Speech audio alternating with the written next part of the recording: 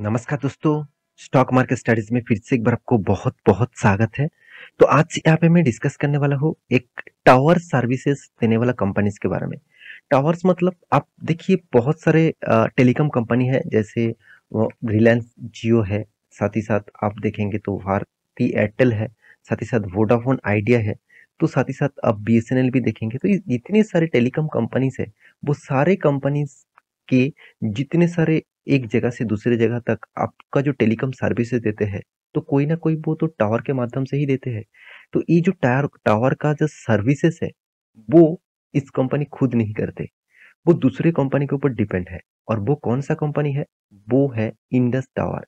तो आज मैं डिस्कशन करूंगा इंडस टावर के बारे में, जो देखा जाए तो एक पॉपुलर नाम से भी जाना जाता है। और इस कंपनी में जो बिजनेस मॉड्यूल्स है, वो टोटली टावर बिजनेस के ऊपर काम करते हैं।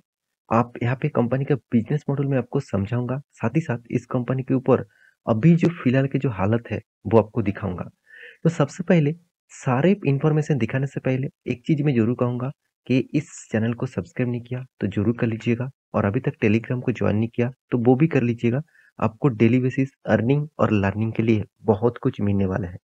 तो चलो देख लेते हैं आज के स्टॉक के बारे में। तो सबसे पहले इंडस टावर के जो कस्टमर है, जिसको वो सर्विसेज देते हैं, वो कौन सा कंपनी है आप देख सकते हैं। भारती एयरटेल है, वोडाफोन आइडिया है, जियो है, बीएसएनएल है, एमटीएनएल है। इसका मतलब हर कोई टेलीकॉम सेक्टर को वो टावर प्रोवाइड करते हैं, टावर सेटिंग्स और प्रोवाइड करते हैं। आप ध्यान से इस कंपनी का जो डिटेल्स है आप यहाँ पे देखेंगे। तो ऑफरिंग के बारे में बात करूँ तो कंपनी का जो ऑफरिंग है, तो आवर प्रोडक्ट कौन क्या क्या है? टावर्स है, पावर है एंड स्पेस है। इस तीनों पावर प्रोजेक्ट के ऊपर कंपनी काम करते हैं। टावर मतलब कंपनी जितने सारे टावर्स आप सेटल मतलब कोई भी आप नेटवर्क यूज कर रहे हैं, तो कोई ना कोई तो आपके घर के आसपास, एरिया के आसपास टावर आपको दिखेगा। तो वही टावर कौन लगाता है? Indus tower. तो पावर सेक्टर में मतलब पावर एनर्जी जनरेट करने वाला, सप्लाई करने के लिए, टेलीकॉम इक्विपमेंट के लिए पावर जो जनरेट किया जाता है, उसका भी कम काम इसी यही कंपनी करते हैं। स्पेस के ऊपर मतलब for everything housing telecom and power equipment, तो वही पेस के लिए कंपनी काम कर रहे हैं। तो मेन मुद्दा है कंपनी टेलीकॉम सेक्टर को सबसे ज्यादा फायदा देते हैं, और इसी कंपनी के ऊपर सबसे ज्यादा घाटा भी देखने को मिलता है। क्योंकि आप सभी जानते हैं इस कंपनी वोडाफोन आइडिया को एक वार्निंग दिया था कि अगर वो एक टाइम के अंदर अंदर इसका पैसा वापस नहीं करेंगे, तो इसका वोडाफोन आइडिया को जितने सारे टावर सर्विसेज दिया है वो बंद कर देंगे। देखिए, अगर बंद कर देंगे तो लॉसेस कंपनी को तो होगा ही। जितना पैसा उन्होंने उनको दिया है, जितना सर्विसेज उनको दिया है, उससे जितना पैसा हुआ, वो पैसा तो मिलेगा नहीं। दूसरी बात, कंपनी पहले से ही तो घाटे में है, क्योंकि कंपनी को दूसरे कंपनी से पैसा लेट में आते हैं। तो ये भी कंपनी के लिए एक बहुत बड़ा खतरा है। तीसरी पॉइंट, वोडाफोन आइडिया के ऊपर मैं एक वीडियो पहले भी दिनों के आपको मतलब वोडाफोन आइडिया के ऊपर एक वीडियो बना के दिया। उस वीडियो आपने देखा कि यहाँ पे क्या बताया जा रहा है कि इंडस टावर को जो पैसा बाकी था, उस पैसे को वापस करने के लिए 2000 करोड़ का टोटल फंड वो SBI, state bank of India से, एचडीएफसी से, आईडीएफसी से, साथ ही साथ आप देखेंगे पीएनबी से, ये चारों बैंक से वो पैसा उठाया है। इस वो इंडस टावर को पैसे वो मतलब जितना कर्जा उन्होंने लेके रखा, जितना पैसा बाकी है उसको चुकता करने के लिए, पूरा पैसा तो वो चुकता नहीं कर पाएंगे, फिर भी कि 2000 करोड़ तक वो चुकता कर पाएंगे। तो इस तरीके से अगर ड्यू रहेंगे तो कंपनी का तो हालत खराब होगा ही, और उसी का नजरिया यहाँ पे देखने को मिला। तो चलो वो नजरिया आपको दिखा देता हूँ। तो यहाँ पे ध्यान से देखिएगा, इंडस टावर के बारे में बात करूँ, जो निफ्टी नेक्स्ट 50 के ही कंपनी है। तो निफ्टी नेक्स्ट 50 का कंपनी है, और इस कंपनी का हालत देखिए इंडस टावर। तो देखिए लगातार लगातार गिरावट हो रहा है, और कंपनी देखिए यहाँ पे जो रेड कलर में आपको दिख रहा है, इसका मतलब कंपनी 52 वीक लो रेंज में काम कर रहा है। 52 वीक लो रेंज में कंपनी ट्रेड कर रहा है। इसका मतलब कंपनी कंटिन्यूअसली गिरावट दिखाता जा रहा है।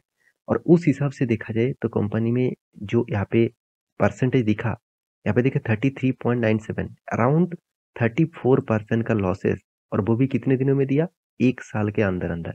मतलब एक साल में कंपनी 34% का लॉसेस दिया, और एक मंथ के अंदर अंदर करीबन 8.5% के आसपास लॉसेस दिया। तो ये दोनों पॉइंट्स आपके सामने है।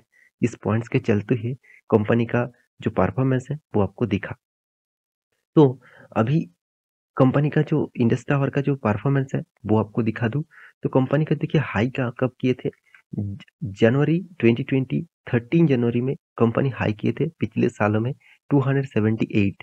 अभी कंपनी का किस में चल रहा है कंपनी लो कब किए थे करीबन 16 मई 2022 और 180 रुपीज के आसपास मुझे लगता है अभी नया लो बनाएगा इसी जनवरी में और वो भी 2023 में क्योंकि लगातार लगातार गिरावट हो रहा है और इस गिरावट के ऊपर लगातार लगातार बाइंग भी हो रहा है। क्या इस कंपनी के ऊपर बाइंग करना चाहिए? जिस तरीके से पब्लिक और इंस्टीट्यूशन बाय कर रहा है, तो कितनी इंस्टीट्यूशन बाय कर रहा है वो सबसे पहले आपको देखना पड़ेगा। तो उसको दिखाने से पहले कंपनी के कुछ पॉइंट्स आपके साथ शेयर करूँ, जहाँ पे आप देखेंगे कंपनी के इन्वेस्टर। देखिए, प्रोमोटर के बाद सबसे ज़्यादा होल्डिंग किसके पास है? एफएस के पास।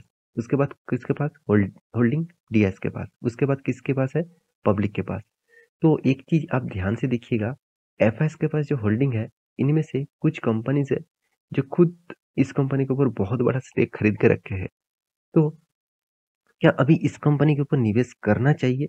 तो उसके लिए कंपनी का पैरामीटर आपको देखना पड़ेगा। सबसे पहले मैं जो चीज दिखाऊंगा वो है प्रॉफिट एंड लॉस। क्योंकि देखिए कंपनी में कुछ भी करे, आपका बिजनेस कुछ भी हो, किसी से भी आप पैसा कमाए, अल्टीमेटली आप फिगर देखेंगे आपका कितना प्रॉफिट हुआ कितना लॉस हुआ। तो ओवरऑल बात करूँ कंपनी का प्रॉफिट एंड लॉस के बारे में बात करूँ तो कंटिन्यूअसली कंपनी ने सेल्स ग्रोथ के आसपास कंपनी के एक्सपेंस बहुत कम किया और उस हिसाब से देखा जाए तो कंपनी का प्रॉफिट मार्जिन बहुत शानदार दिखा। हाँ, इंटरेस्ट भी पे करना पड़ रहा है, ऐसे नहीं कि कंपनी का कर्जा नहीं है। कंपनी को कर्जा लेना पड़ा इसीलिए क्योंकि वोडाफोन आइडिया ने इसके इतने ज्यादा पैसा ले लिया, मतलब इतने ज्यादा एक्सपेंस कर दिया और उसको पैसा ही नहीं दिया, तो उसको सस्टेन करने के लिए खुद को कर्जा लेना पड़ा। तो इसलिए देखिए कंपनी का कर्जा बढ़ गया, तो इसके हिसाब से इंटरेस्ट पे करना पड़ा और इसीलिए प्रॉफिट मार्जिन में कुछ भी कम देखने को नहीं मिला। यही पॉइंट पॉजिटिव है इस कंपनी के ऊपर, तो मुझे बेस्ट परफॉर्मेंस यहाँ पे लगा। कंपनी के रिटर्न के चक्कर में मत जाना, कंपनी आज तक आपको रिटर्न नहीं दिया, लगातार लगातार डाउन साइड में है। रिकवरी तो किए थे मगर उसको सस्टेन नहीं कर पाया। सेल्स ग्रोथ, प्रॉफिट ग्रोथ सब कुछ आपको पॉजिटिव दिखेगा। अभी ये देखना है कि कंपनी ने जो प्रॉफिट आपको दिखाया, क्या उस हिसाब से कंपनी का हाथ में पैसा आया? तो वो देखेंगे तो कंपनी के हाथ में बिल्कुल सही टाइम में, सही-सही सालों में पैसा हाथ में ज़रूर आया। तो एक बहुत बड़ा पॉजिटिव साइन्स है कोई भी कंपनीज़ के लिए।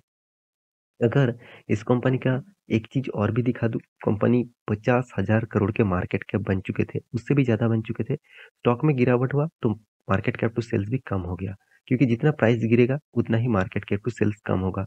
क्योंकि कंपनी के पास जितने शेयर्स है उसको मल्टीप्लाई किया जाता है कंपनी का करंट प्राइस। मतलब ये जो प्राइस है उसको मल्टीप्लाई करेंगे तो हाथ में आएगा मार्केट कैप। तो मार्केट कैप यहाँ पे कम इसीलिए हो रहा है क्योंकि स्टॉक में गिरावट हो रहा है। कंपनी के देखिए वैल्यूएशन के हिसाब से बेस्ट वैल्यूएशन देखने को मिला, अच्छा खासा वैल्यूएशन देखने को मिला, साथ ही साथ कंपनी का बेस्ट परफॉर्मेंस भी देखने को मिला। डेप्थ के बारे में बात करूँ तो 1% के आसपास डेप्थ बन चुके हैं। एक पॉइंट्स मुझे इस कंपनी में जो खासियत सबसे ज़्यादा अच्छा लगा, वो है कंपनी का पैग रेशियो। बहुत शानदार है, मार्केट कैप टू सेल्स भी ठीक है, इंटरेस्ट कवरेज भी अच्छा खासा है। एक मतलब जितने इंटरेस्ट पे कर रहे हैं उससे 5 गुना पैसा कंपनी खुद कमा रहा है। साथ ही साथ डिविडेंड पे आउट भी बहुत शानदार लगा। ये सारे पैरामीटर्स आपको देखकर यही लगेगा कि कंपनी में ऑब्वियसली दम ज़रूर है। तो मैं ज़रूर कहूँगा कंपनी में बहुत पॉजिटिव दम है। तो इस कंपनी के ऊपर फोकस रखिए, सस्ते से सस्ते दामों में इस कंपनी आपको शेयर दे रहा है, उस हिसाब से इस कंपनी के ऊपर फोकस ज़रूर रखिएगा। तो कंपनी का टेक्निकली चार्ट पैटर्न के बारे में बात करूँ तो देखिए स्टॉक में कितना शानदार एक मोमेंटम रैली देखने को मिला था। तो उस मोमेंटम रैली को सस्टेन नहीं कर पाया, यहाँ पे हायर लेवल में एक रेजिस्टेंस बनाया, यहाँ पे भी एक रेजिस्टेंस बनाया, उसको तोड़ने का कोशिश किया मगर वहाँ पे तोड़ नहीं पाया। तो यहाँ पे देखिए बिग सप्लाई जोन बना, बिग कहाँ से कहाँ गया? 450 के आसपास, 480 85 रुपीज़ के आसपास था। वहाँ से कंपनी कहाँ पे आ गया? 128 रुपीज़। तो 130 रुपीज़ के आसपास कंपनी लो कर गया। तो देखिए फिर से कंपनी सस्टेन तो करने के लिए कोशिश तो किया, मगर उसको सस्टेन नहीं कर पाया क्योंकि यहाँ पे जो बिग रेजिस्टेंस था और साथ ही साथ सप्लाई जोन भी था, वहाँ से कंपनी टच किए और इसके बाद बिग क्रैश देखने को मिला। मैं आपको बहुत बार बोल चुका हूँ, कोई भी अगर रेजिस्टेंस, कोई भी अगर सप्लाई जोन बन रहा है, तो वहाँ पे सिर्फ सप्लाई जोन और रेजिस्टेंस नहीं, वहाँ पे आपको देखना है सप्लाई जोन और डिमांड जोन है कि नहीं है। यहाँ पे रेजिस्टेंस के साथ-साथ सप्लाई जोन भी था और यहाँ पे देखिए सपोर्ट के साथ-साथ डिमांड जोन भी है क्योंकि यहाँ से एक बिग बाउंस किया। तो मेरे कहने का मतलब है, यहाँ पे जो एक रेंज बना है, उस रेंज को शायद वो तोड़ देंगे क्योंकि यहाँ पे देखिए बहुत बार, 1 बार, 2 बार, 3-4 बार, 5 बार करके टच किया और उस लेवल को फिर से वो तोड़ सकेगा। अगर तोड़ देंगे तो नेक्स्ट लेवल रहेगा 128 के आसपास। तो इस तरीके से आप स्टडी करिएगा। इस कंपनी में दम तो है, मगर अभी फ़िलहाल के लिए कुछ ख़ास परफ़ॉर्मेंस नहीं देखने को मिला।